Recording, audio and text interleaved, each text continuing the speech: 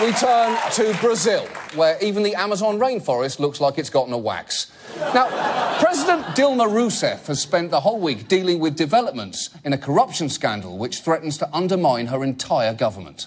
Brazil's Supreme Court has approved an investigation into some of the country's top politicians. They're accused of taking bribes in exchange for lucrative oil contracts from the state-run oil company Petrobras.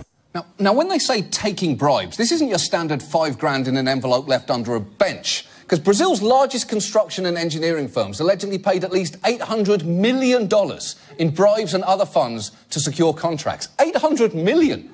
You'd need an amazing construction firm just to build a bench large enough to hide that bribe underneath. More than 30 members of Rousseff's ruling coalition are under investigation, so she took to the airwaves this week to try and calm people down.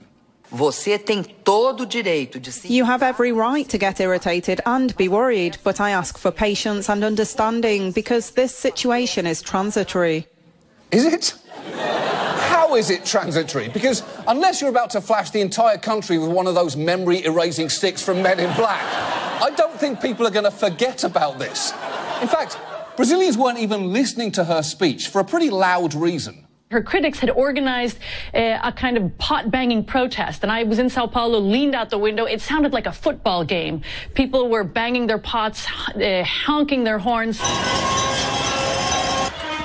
Fora! That's actually a real form of protest called panelazo, which has been in South America for years and off-Broadway for decades. It's so entrenched, it's even taken place on the floor of Brazil's legislature. Do bom senso do povo brasileiro. Minha homenagem ao povo brasileiro. Now, I love everything about that, but the best detail there is the sign language interpreter. Even he is banging invisible pots in disgust.